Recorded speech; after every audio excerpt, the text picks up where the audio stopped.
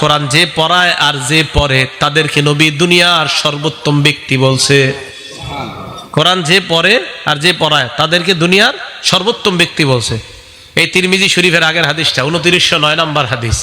ক্বালা রাসূলুল্লাহ সাল্লাল্লাহু আলাইহি ওয়াসাল্লাম খায়রুকুম মান তাআল্লামাল কুরআনা ওয়া আল্লামা, তোমাদের মধ্যে সর্বোত্তম ওই ব্যক্তি যে কোরআন শিখে এবং অন্যকে শিখায়।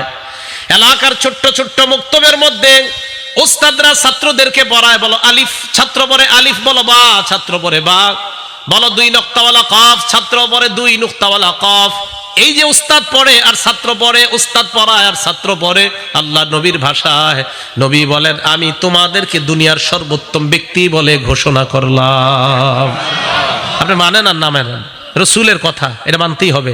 না মানলে আপনার লস, মানলে আপনার লাভ। তাহলে যারা পড়ছে মাদ্রাসায়, যারা পড়াচ্ছে, তারা দুনিয়ার সর্বোত্তম ব্যক্তি।